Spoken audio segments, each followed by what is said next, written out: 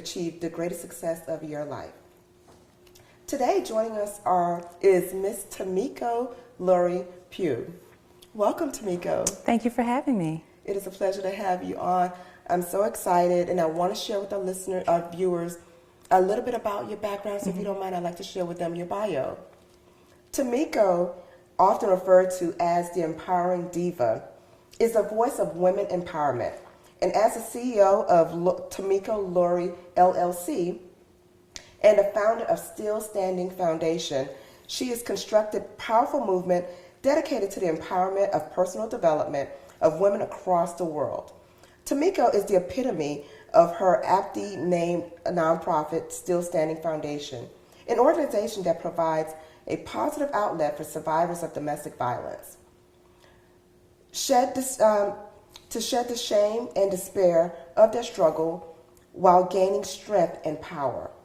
She is compassionate, and she's also a mentor and friend, an enthusiastic leader, and a visionary. Welcome, Tamiko. Thank you. Thank you, thank you, thank you.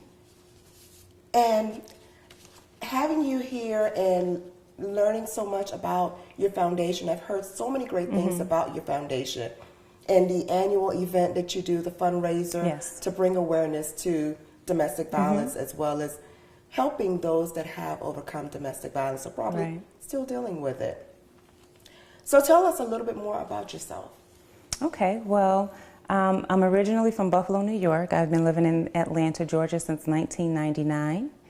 And so my background, we kind of grew up poor. And my mother was a victim of domestic violence, and so was my grandmother. So it was like one of those things that was, we typically call that a generational curse. Yes. And I always said that I would never end up like that. But then lo and behold, I ended up in a marriage that was very abusive, mentally, physically, emotionally abusive. And so being able to overcome that and become a survivor and then really walk in my power, I wanted to make sure that I was helping other women and men, because men go through it too, that are experiencing that. And that's something that I realize so many people fail to realize is domestic violence is not just affecting women. It's not. And how often do you come across men that have shared their story about dealing with domestic violence? You know what? Not that often. Literally, my foundation is about 5 years old, and I've had literally 2 guys come to me and really talk about it. It's very difficult for men because it's embarrassing, and they're supposed to be strong, and they're supposed to be macho. But in my new book, if you don't mind if I just tell you a little bit about that, it's called Wounds to Wisdom, the Survivor Series, and we have a male survivor who's actually sharing his story in the book. Oh, wow. Yes. And I think that's something that needs to be shared with the world, because we think of domestic violence, we think of the victims. Oftentimes we think of the women, we think of the children and other loved ones that are supporting them. No one ever looks or even takes guys serious when it comes to domestic violence. Right, yeah, and I just really commend him, because it takes a lot of strength to really put your face out there and say, hey, I was a victim and I'm a man.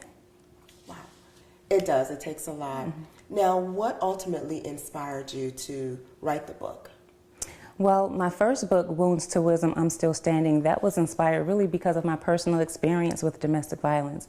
And people started to come to me and say, well, how did you overcome this, and why are you so happy? And you know what I mean? Like, you don't act like a victim. And I'm like, well, what is a victim supposed to act like? So I really wanted to put it out there that, yes, I went through this, but I learned to turn my wounds into wisdom.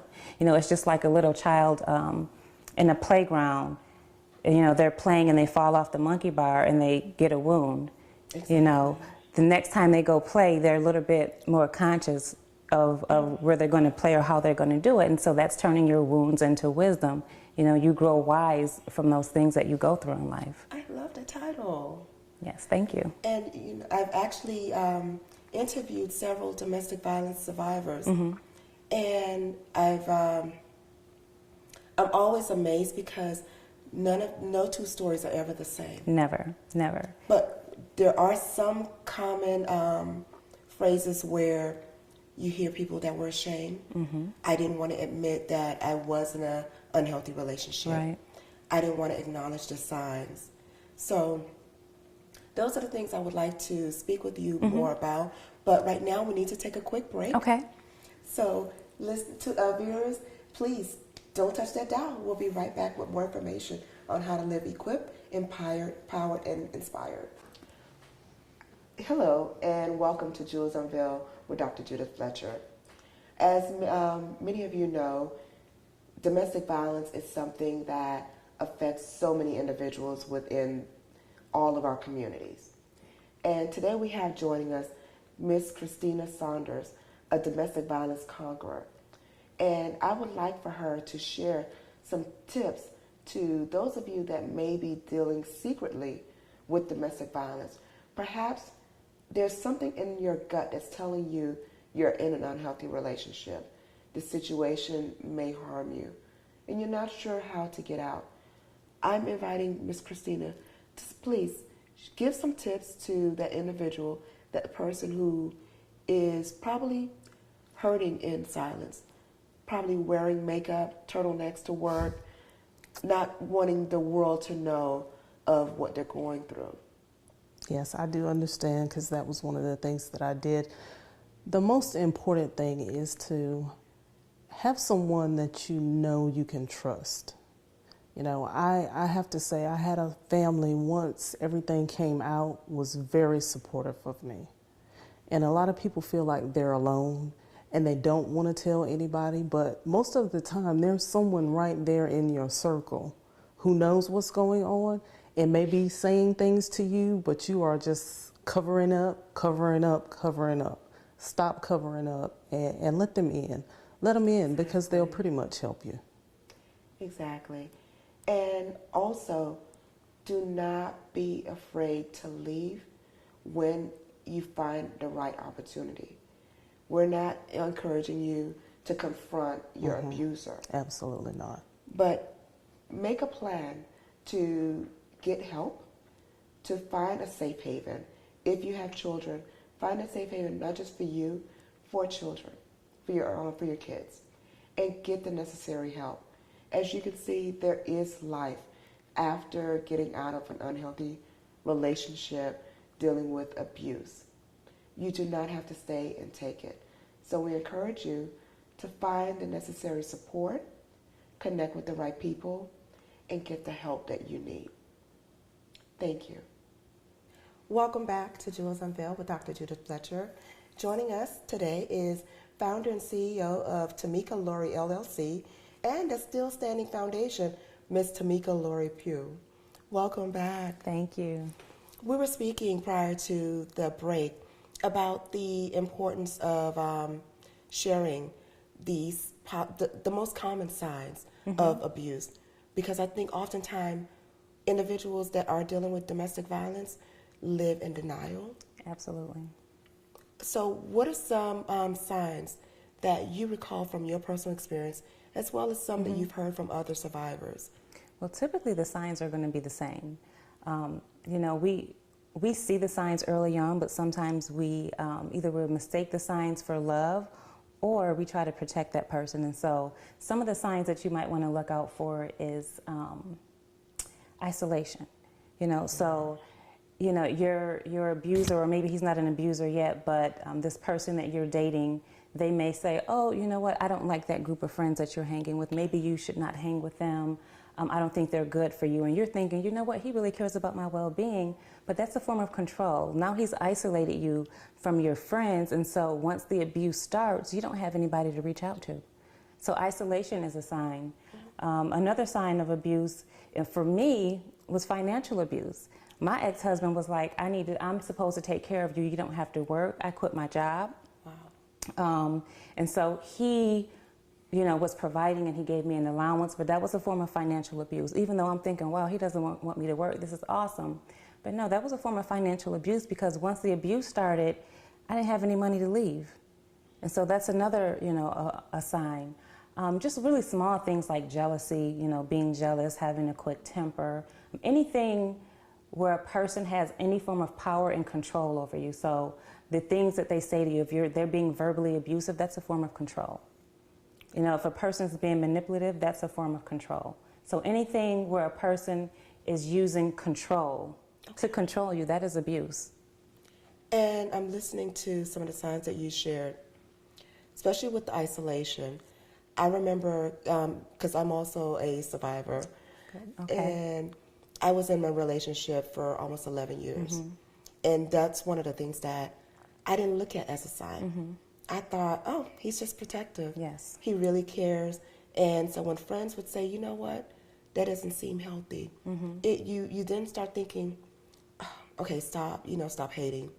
You're just, you guys don't want to see us happy. And then they begin to tell you the same thing. So listening to those signs, listening to you share some tips about those signs, those were signs that I did not realize were signs at the time. Right. It took me a while to finally get out. How long did, and what, actually not even how long, what was your wake-up call? Wow, I had so many. But the biggest wake-up call for me was I was really beginning to get sick, like physically sick. I suffered from migraines, and so because I had migraines all the time, I would take Tylenol, PM, and Goody headache powders, which caused my liver to start to fail because I was taking an abundance of it. My nerves was bad. I would always throw up, and I was on depression medication. Like literally, I was not even, I don't think I was 30, maybe I was, early 30s, but I had all these ailments. Like I had a medicine cabinet full of medicine because this person literally made me physically sick. Like a person could make you sick to the point where you can almost die. When I went to the doctor, they were like, your liver is so ruined, like we're surprised that you're alive right now. And that was because of all the pills that I was taking to cope with the everyday stress that I was dealing with. And so that was a wake-up call because my health was failing. And then, my kids were like, why are you're always sad? You're just never happy. They didn't really see a lot of the abuse because he even separated me from my children. We had a huge 7-bedroom home, 3 stories, and so they were on the 3rd floor, we were on the 1st floor. But just knowing that they were sad and for them to see me unhappy all the time, that hurt. And I knew it was time to leave. Wow. And what's so unfortunate is many women don't live to that point where they're able to get out with their lives. And for you to get to that point where your medical professional is telling you they're surprised that you are still alive. And for the children to be affected the way, wow, I thank God that you were able to make it out. Absolutely, yes, I'm so thankful. And even more so that you're sharing your story, that you're empowering other women and other people that are dealing with some of the same challenges, helping them to identify those risk factors and warning signs, and helping them to get out. Now, what services, could you tell us a little bit more about Still Standing Foundation? Absolutely. So the Still Standing Foundation, it is a nonprofit organization. We focus on domestic violence awareness and prevention. And one of the things that we do is we empower victims to become survivors. And so just because you feel like you've survived, sometimes you still have a victim mentality. And so one of the things that we do is we provide empowerment programs that help people who have overcome domestic violence to really walk as a true life survivor. And so we have financial empowerment seminars, self-confidence seminars, how to get back in the workplace, freedom through forgiveness. Anything that deals with rebuilding your life after abuse, those are the things that we deal with the Still Standing Foundation. Awesome. I definitely want to get more information about Still Standing Foundation, but before we do, we need to take a quick break. Okay. So to our viewers, please don't touch that dial. We'll be back with more information on how to live equipped, empowered, and inspired.